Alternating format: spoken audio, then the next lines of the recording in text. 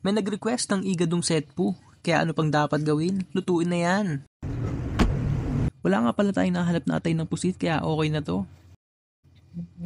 Tagal rin natin ang butot balat ng ating setpo na malaki. Hiwa-hiwain lang natin siya ng pahaba para magmukha talagang igado. Pagkatapos natin hiwa-hiwain ay i-marinate muna natin siya para talagang malasang malasa. Pati na rin itong atay, kailangan din natin siya i-marinate para mas lalong sumarap. Hiwain rin natin ng pahaba itong carrots, patatas at bell pepper.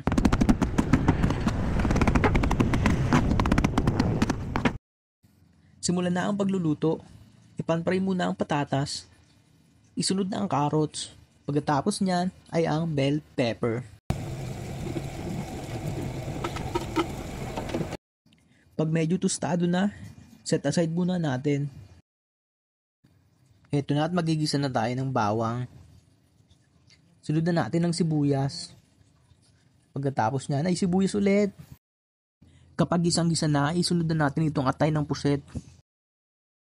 After 365 days, isunod na natin itong puset. Mabilisan lang kasi baka naman tumigas yan.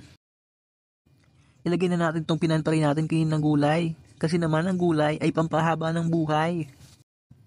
Lagyan pa natin ng pampalasa para ang kaligayahan ay matamasa. Sheesh! Sarap niyan par! Halu-haluin muna natin siya para magsama-sama at mamaya bibili tayo ng halo-halo pag tayo ay nagsama-sama. Okay na ata to. Tingnan mo naman. Igadong pusit yan par. Oh, ikaw, gusto mo? Bumili ka. Sarap par, goods na goods.